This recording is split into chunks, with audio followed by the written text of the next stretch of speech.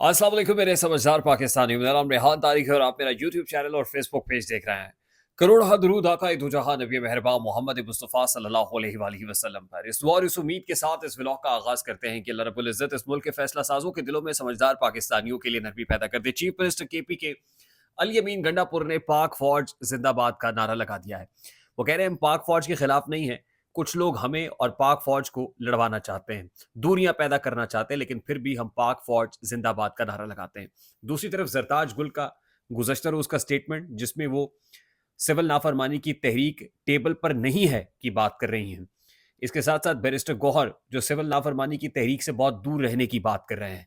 अली मोहम्मद खान हो, बैरिस्टर सैफ हो, या इन जैसे दीगर पाकिस्तान तहरीक इंसाफ के वो रहनुमा जिनसे मुतालिक इमरान खान साहब ने ये कहा कि बाहर सब गुडी गुडी चल रहा है, सब कुछ अच्छा है, ऐसे लग रहा है कि जैसे रावी चैनी चैन लिख रहा है, सब कुछ पुरसकून है। इमरान खान साहब के ये जुमले खासे मानी खेज हैं और पाकिस्तान तहरीक इंसाफ के तर्ज सियासत जो लीडरशिप की जानिब से अपनाया गया है उस पर एक तमाचा भी है। अब इमरान खान जेल में है, बाहर जिन्होंने सिविल नाफरमानी तहरीक को मोबिलाइज करना है, जिन्होंने पब्लिक गैदरिंग करनी है, निकाल के लोगों को सड़कों पे लाना है, अगर वो कॉम्प्रोमाइज्ड होंगे तो कोई मैस मोबिलाइजेशन कैसे होगी। बड़ी इंपॉर्टेंट डेवलपमेंट्स हैं, कुछ नहायत ही अहम डेवलपमेंट्स हैं जिनसे मुतालिक आपको आगाह करना ज़रूरी है। सबसे इंपॉर्टेंट खबर तो ये है कि कुछ लोगों ने जिनका ताल्लुक पाकिस्तान तहरीक इंसाफ से है, उन्होंने इस्टेब्लिशमेंट से हाथ मिला लिया है और इस्टेब्लिशमेंट को इस बात की गारंटी दे दी है कि इमरान खान साहब जो कह रहे हैं उसको एग्जीक्यूट नहीं करना। मैं बड़े बावसूख और बाखबर अंदाज के अंदर बता रहा हूँ। जिसके बाद अब से कुछ देर पहले बानी पीटीआई और बुशरा बीबी पर रेंजर्स एहलकारों के कत्ल का, तहरे कत्ल का मुकदमा थाना रमना इस्लामाबाद में दर्ज कर लिया गया है। ये इंतहाई गैर मामूली पेशरफ्त है और ऐसे मौके पर हो रही है कि जब पाकिस्तान तहरीक इंसाफ पर फुल थ्रॉटल जो प्रेशर है वो बढ़ाया जा रहा है।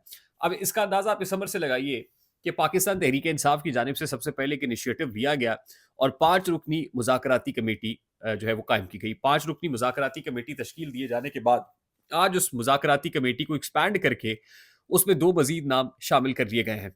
एक तो अलामा राजा नासिर अब्बास का एमडब्ल्यूएम के रहनुमा हैं, लीडर हैं, और दूसरा नाम पाकिस्तान तहरीक इंसाफ के जो लीगल माइंड है सेनेटर हामिद खान साहब, उनका नाम शामिल है।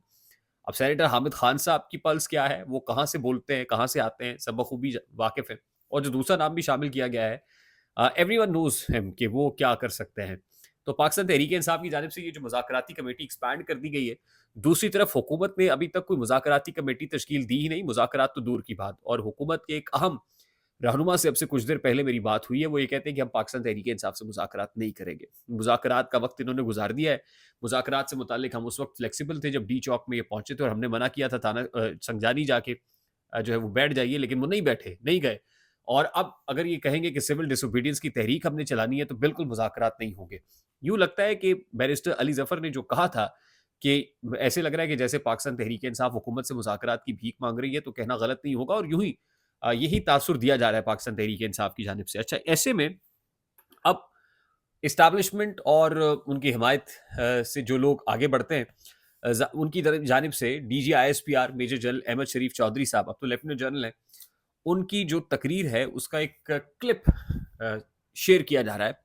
और वो तकरीर वो है जिसमें उन्होंने 9th ऑफ मई से मुतालिक पूछे गए सवाल का बड़े ही दबंग अंदाज में, बड़े शदीद अंदाज के अंदर जवाब दिया था। उनका कहना था कि भाई 9 मई फौज का मुकदमा नहीं है, 9 मई अवामी पाकिस्तान का मुकदमा है, ये आप लोगों का मुकदमा है। और अगर 9 मई के लोगों को सजा ना दी गई, करार वाकई सजा ना दी गई, अंजाम तक ना पहुंचाया गया, तो सजा और जजा के निज़ाम से लोगों का एतबार उठ जाएगा। ये लेफ्टिनेंट जनरल अहमद शरीफ चौधरी साहब डीजीआईएसपीआर ने प्रेस कॉन्फ्रेंस करते हुए, जीएचक्यू से बड़ी प्रेस कॉन्फ्रेंस करते हुए 9th ऑफ मई से मुतालिक ये अपना प्रिंसिपल स्टांस लिया था। और आज जो आईनी बेंच का फैसला आया है, जिसका ताल्लुक सिविलियंस के मिलिट्री कोर्ट ट्रायल से मुतालिक है, लेकिन मैं उस फैसले को ज़रा मुख्तलिफ अंदाज में देखता हूँ।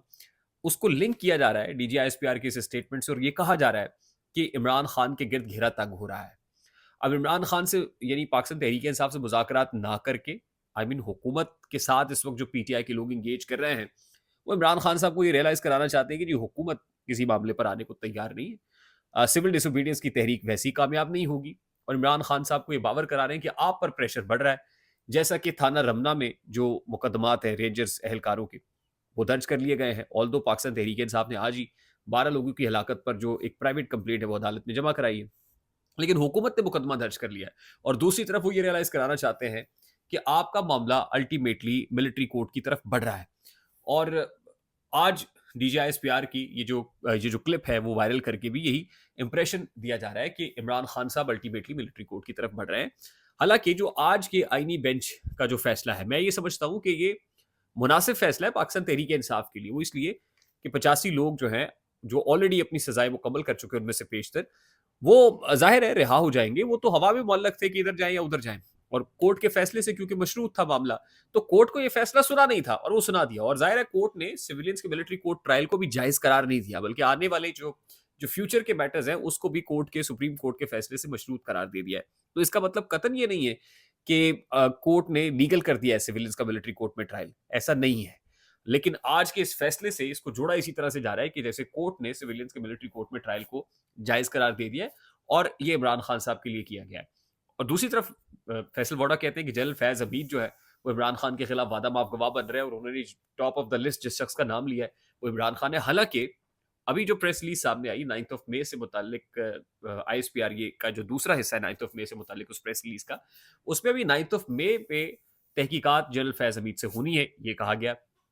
तो इसलिए मुझे बहुत जल्दी, बहुत तेज़ी से कम से कम इन 2 चीज़ों को देखते हुए, एक तो आज का अदालती फैसला और दूसरा आईएसपीआर की प्रेस रिलीज़, ये होता हुआ नज़र नहीं आता। लेकिन जो परसेप्शन बिल्डिंग है, एक तो हुकूमत मुज़ाकरात नहीं कर रही, मज़ीद मुकदमात का इंदराज कर रही है।